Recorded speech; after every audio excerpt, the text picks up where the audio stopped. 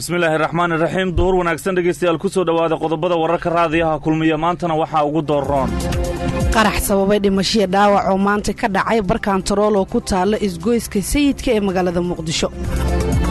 al-shabaab oo sheegay in mas-uuliyiin ka tirsan dawladda soomaaliya ay ku dileen qarax maanta ka dhacay muqdisho iiraan oo sheegtay inay dishay 80 askari oo Ameerikaana kuna hanjabtay inay weerari doonaan waddamada khaliijka ee ku xiran Maraykanka maamulka gobolka Shabeellaha Hoose oo sheegay in gargaar degdeg ah la gaarsiin doono deegaanadii dhawaan lagala wareegay ururka al-shabaab guddiga madaxa bannaan ee doorashooyinka qaranka oo ku dhawaaqay qabashada doorashada kursiga ka bannaan xildhibaanada golaha shacabka ee Soomaaliya ciidamada nabad sugidda galmudug oo deegaano horle oo ka tirsan gobolka galgaduud kala wareegay al-shabaab dawladda dalka Kenya oo laga dalbaday inay gacanta ku soo dhigto raggii weeraray deegaanka Sareedo oo ku sugan meel aan ka fogeyn deegaankaasi 180 qof oo rakaab ahaa saarnaana diyaarad maanta ku burburtay magaalada Tehraan ee dalka Iiraan uu geeriyooday gebi ahaantoodba iyo carruur badan oo jadeeco ugu geeriyootay waddanka Kongo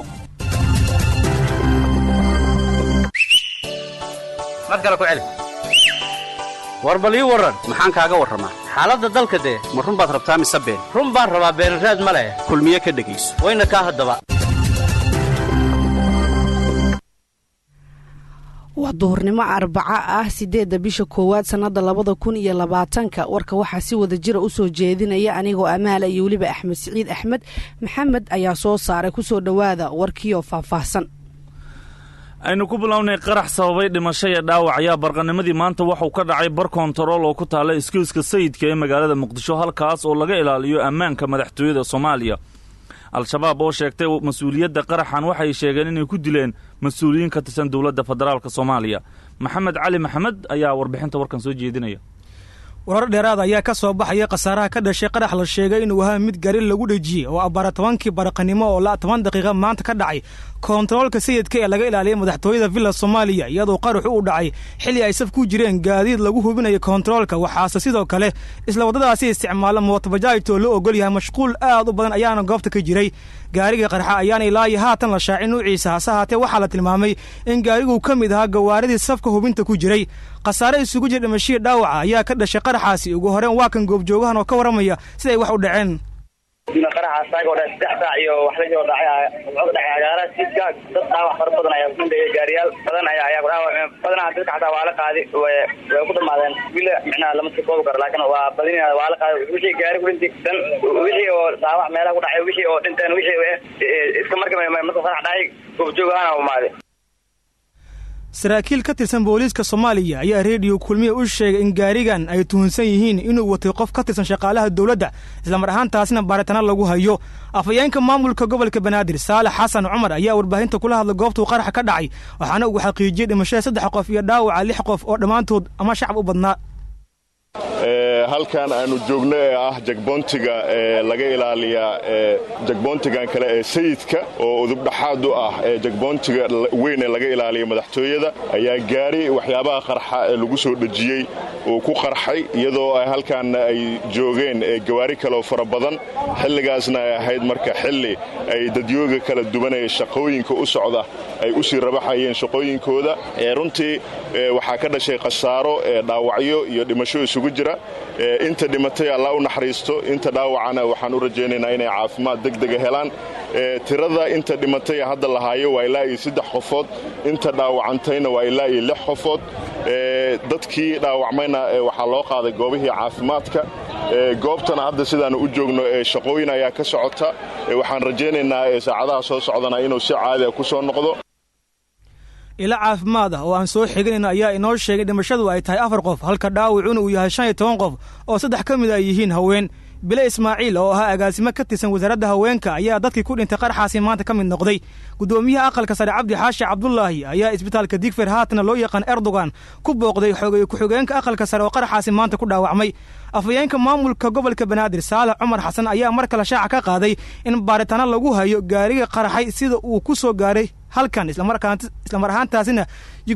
jigboontiyada ka horeeyo midka sayidka uu ku soo dhaafay iyo sidoo kale shakhsigooda qofku ahaa oo baaritaan lagu hayo runtii gaariga ilaa hadda qofka lahaa lama cadeynin baaritaan ayaa socda sababaha laamaha ammaanka ay u xaqiijiyeen in wax lagu soo dhejiyena waxay tahay runtii waa u jeedaan goobta wax ka dhacay dhulkii waxba mausan gaarin gawaarida waxyaabaha qarxa lagu soo xerxera waxaa caado ah in markii uu qarxo dhulka wax gaaro saamayntiisuna intaana uu ka sii ballaarto marka saamaynta uu reebay iyo gaariga hadda waad u jeediin waxa ka haray iyo sida ay wax u dhaceen laamaha ammaankana waxay xaqiijiyeen in waxyaabaha qarxa aysan ahayn gaari waxyaabaha qarxa lagu soo raray balse uu ahaa gaari waxyaaba qarxa lagu soo dhejiyey aad ay umaadsantay dagaalamayaasha al-shabaab ayaa sheegtay mas-uuliyadda qaraxan waxaana afyeenka howlgallada al-shabaab cabdulcasiis abu muscab oo idaacadda kooxdan ee la yihahda al-andulus u sheegay in khasaare isugu jira mashiya dhaawac qaraxaasi ay ku gaarsiiyeen xubno ka tirsan dowladda federaalka ee Soomaaliya sidoo kale waxa ay sheegeen in qaraxani uu ahaa mid ismidaamin waxaana qaraxan uu noqonayaa kii ugu horeeyay ee dalka ka dhaca gaar ahaan Muqdisho sanadka cusub ee 2020 dowladda dalka Iiraan ayaa sheegtay inay dishay 80 askari oo Amerikaan ah kuna hanjabtay inay weerari doonto wadamada Khaliijka ee ku xiran Mareykanka Burhaan Diini Faarax ayaa isha soo mariyay inoona faahfaahinaya warbaahinta caalamka ayaa maanta si gaar ah u hadalhaysa weerarka lagu qaaday saldhigii ciidamada Mareykanku ay ku leeyihiin wadanka Ciraaq war laga soo xigtay militariga dalka Iiraan ayaa lagu sheegay in ilaa 22 gantaal ay ku dhaceen laba xiro oo saldhig u ah ciidamada Mareykanka oo wadanka Ciraaq ku yaala gantaalaha ugu badan waxay ku habsadeen xirada Caynul Asad yiraahdo oo dhanka galbeed kaga beegan magaalada Baghdad ee caasimadda wadanka Ciraaq waxaana saldhigaasi ku dhacay 17 gantaal warbaahinta qaar ayaa qoraya in gantaalaha xiradaasi ku dhacay ay 6 gaarayeen xirada labaad ee la weeraray waxay ku taalaa gobolka Erbil sargaalka ugu sareeya militariga dalka Iiraan Major General Mohammed Bakhari ayaa waxa uu sheegay in tan ay qayb ka tahay awoodooda ciidan diyaarna u yihiin in dagaal galaan wasiirka wasaaradda arrimaha dibadda dalka Iiraan Maxamed Jaafid Shariif ayaa u sheegay warbaahinta inuu soo gabagaboobay howlgal gaar ah oo waxaana uu dignin u diray dowladaha gobolka ku yaala ee Mareykanka xulafada la ah wasiirkan qoraal uu ku qoray bartiisa Twitterka waxa uu ku tilmaamay weerarkii xalay ee lagu qaaday xeryaha ciidamada Mareykanku degan yihiin mid isdifaacad Iiraan u ah ujeedkeenu ma aha inaan dagaal bilowno ee waxaanu iska difaacayna gardarada Mareykanka ayuu wasiirka qoraalkiisa ku yiri war laga baahiyay telefishinka dowladda Iiraanna waxaa lagu sheegay in duqeyntii xalay ka dhacday dalka Ciraaq ay ku dileen 80 askari 200 askari oo Mareykan ay ku dhaawaceen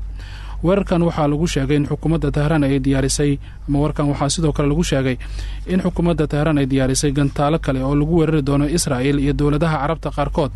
haddii Mareykanku isku dayo inuu jawaab ka bixiyo weerarkii xalay hogaamiyaha ugu sarreeya siyaasadda iyo diinta dalka Iiraan Ayatollah Ali Khamenei oo hadlayna waxa uu sheegay in weerarkaasi uu jawaab u ahaa dilkii toddobaadkii hore loo geystay sargaalkii xukumayay ciidamada ilaalada kacaanka Iiraan ee dibadda ka howlgala General Qasim Suleymani oo wadanka Ciraaq lagu dilay Ayatollah waxa uu xusay in xalay Mareykanku wajiga ay ka dharbaaxeen isla markaana aysanba ku filnayn tilaabadii xalay waxaana uu ku goodiyey inay u dulqaadan doonin gardarro dambe dowladda Mareykanka ayuu ku eedeeyay in ay isku dayeyso inay burburin iyo baabi'in ku hayso dowladaha Carabta qaarkoodna ay ku guuleysatay sida inay maamulaan Ciraaq iyo Sacuudiga sida weli inay diyaar u yihiin adduunka inay ka qabtaan argagixisada oo ula jeeday dowladda Mareykanka ayuu sidoo kale hadalkiisa ku daray wadaadkan dowladda Ciraaq oo dalkeeda weerarkan uu ka dhacay waxa ay sheegtay inuusan jirin wax khasaaraha oo askartooda ka soo gaaray weerarkii xal dhacay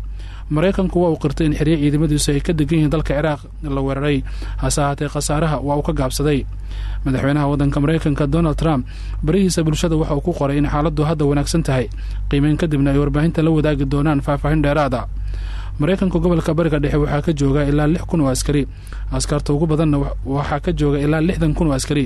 askarta ugu badanna waxay ka joogaan wadanka Qatar oo marka siyaasad ahaan loo eego ay xulafo siyaasadeed Iiraan yihiin askarta Mareykanka ee Ciraaq joogta waxaa lagu qiyaasaa ilaa 5,000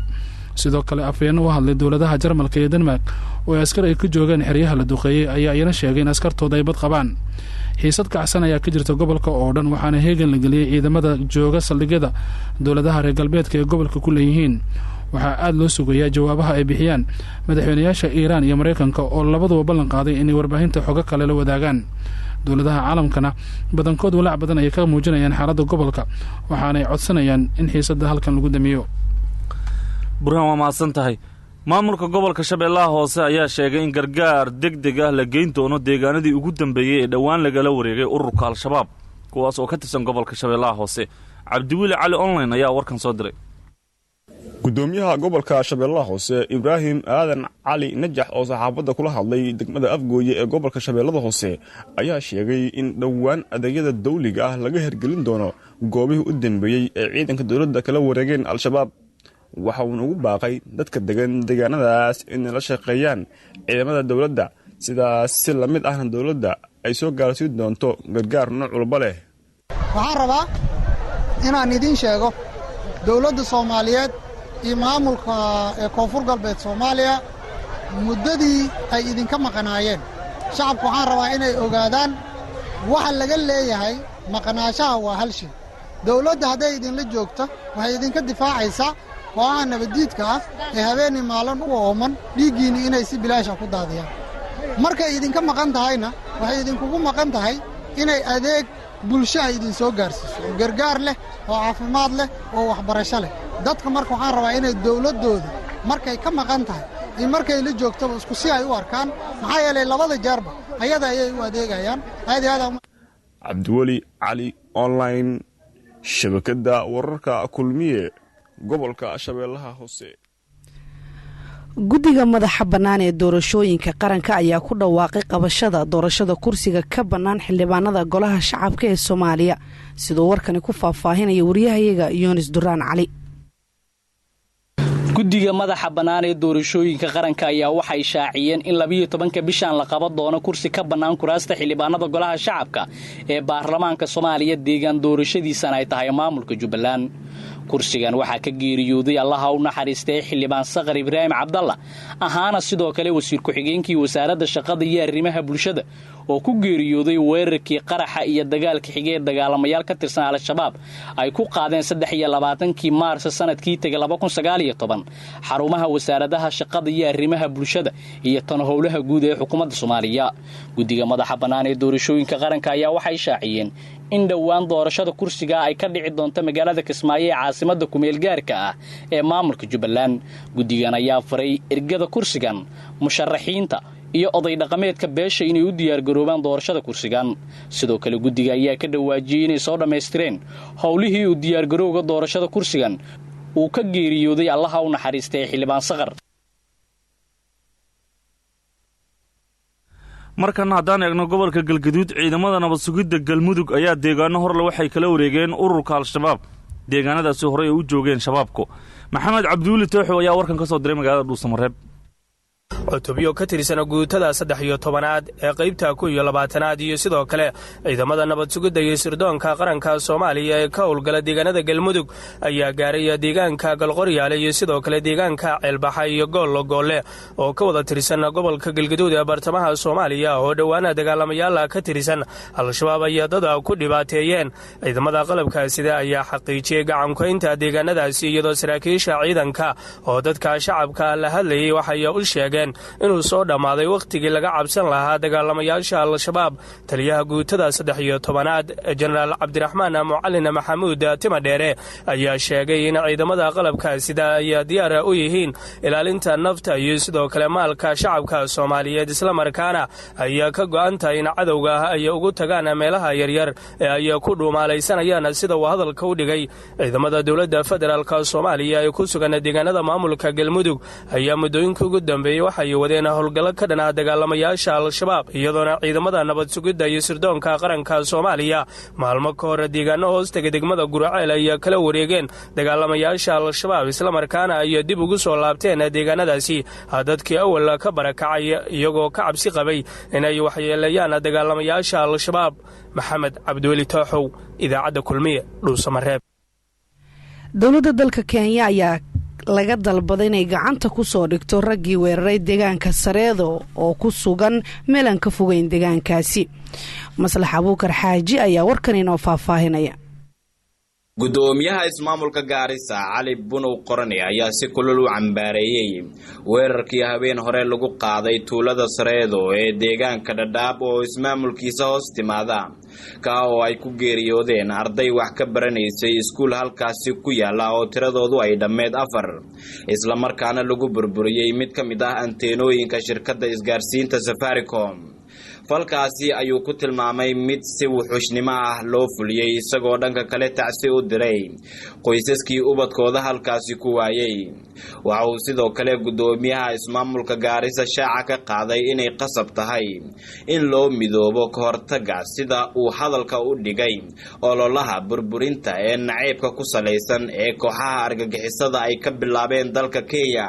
dhanka kale xildhibaanka deegaanka Dadaab laga soo doortay Maxamed Daahiye Ducaale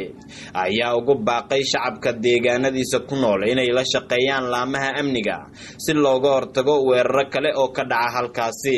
meeshan ciidanna meesha uu ku sugnaa oo aad bay u dagaaleen ciidan kale oo gurmada meeshan wuu imaaday. waxaan ognahay meeshan gadaashayda in nimankaas falka xun wadeen laba ka mid inay meeshan ku dhinteen oo wixii ay maleegahayn ayaga naftooda u la qarxay oo ayaga naftooda meedkeedu meeshan loogu imaaday. runtii dawladdan way dadaashay. waxaan kaloo sheegaynaa oon rabnaa dawladda dadaal ziyaadan ka rabnaa. waxaan ognahay shicibka meeshan degan iyo dhammaan dawladda laamaheeda kale in loo sheegay inay nimankan ay meeshan ku sugan yihiin. wakhti badanna la sheegay, haddana naloo sheegay nimankii inay meelan dheereen oo 6 kilomitir meeshan u jirta inay ku sugan yihiin. dawladda waxaan ka codsanaynaa in ay is-abaabusho oo nimankaa tillaabo adag laga qaada si loo soo afjaro arrintaa yar. ugu dambeyntii wasaaradda waxbarashada dalka Kenya ayaa waxa ay ku dhawaaqday in gabi ahaanba irdaha loo laabo dugsiga ay caruurta ku geeriyoodeen ilaa ay amar dambe xilli maalmo ka hor irdaha loo furay sanad dugsiyeedka cusub ee 2020-2021. markana haddaynu eegno wararka dibadda diyaaradda ay leedahay shirkadda diyaaradaha waddanka Ukraine oo nuuceedu ahaa Boeing 737 ayaa 10 daqiiqo oo qura markii ay hawada ku jirtay soo dhacday waxaana saarnaa in ka badan 170 qof oo rakaab ahaa. dhammaan rakaabkii saarnaa diyaaradda ayaa ku geeriyooday sida ay xaqiijiyeen mas'uuliyiinta reer Iiraan. diyaaradda ayaa waxa ay ka kacday garoonka diyaaradaha Imaam Khomeini ee magaalada Tehran sida ay xaqiijiyeen saraakiisha garoonka, waxaana geerida dadkaasi ka tacsiyay madaxweynaha waddanka Ukraine Volodymyr Zelensky. duulimaadka diyaaraddan ayaa waxa uu ahaa Tehran iyo Kiev, magaalo madaxda waddanka Ukraine. dumarka ugu badan ee diyaaradda saarnaa ayaa waxaa la tilmaamay inay ahaayeen reer Iiraan. 3 qof oo Ingiriiska u dhashay ayaa ka mid ahaa, sidoo kale 63 qof oo u dhashay dalka Canada ayaa ka mid ahaa dadka geeriyooday. diyaaraddan dadka saarnaa waxay tiradoodu ahayd 176 qof. lama oga sababaha shilka dhalisay, balse diyaaradda ayaa burburtay isla markii ay kacday ama ay ka kacday madaarka diyaaradaha Tehran. ugu dambeynna sida ay shaacisay hay-adda caafimaadka adduunka ee WHO in ka badan 600 oo kun oo caruur ayaa u geeriyootay cudurka jadeecada Jamhuuriyadda Dimuqraadiga ee Kongo. 310 kun oo kiisaska jadeecada ayaa la sheegay in hay-addu in laga helay waddanka Kongo tan iyo 2019 ee sanadkan aynu soo dhaafnay. waxaa kaloo hay-addan ay qaramada midoobay ay sheegaysaa inay halis ugu jiraan cudurkan jadeecada in ka badan 18 milyan oo caruura kuwaasoo da'doodu ay ka yartahay 5 sano. Kongo waxay ka mid tahay meelaha ay aafeeyeen colaadaha iyo cudurrada halista waxaana la xasuustaa markii dalkaasi uu ka dhacay cudurka dilaaga ee Ebola loo yaqaano. waxaa dalkaasi ka jira ka sokow cudurrada halista kooxo hubeysan oo dagaal kula jira dowladda dalkaasi iyo ciidamada qaramada midoobay ee nabad ilaalinta u jooga dalkaasi. WHO waxay sheegaysaa in loo baahan yahay dhaqaale gaaraya $40 milyan si loo badbaadiyo bay yiraahdeen caruurta dalkaasi ku nool oo la daalaadhacaya cudurkaasi jadeecada. warkii duur aad kala socoteen idaacadda kulmiye ee magaalada Muqdisho waa naga intaas tan iyo kulanti dambe nabadgelyo.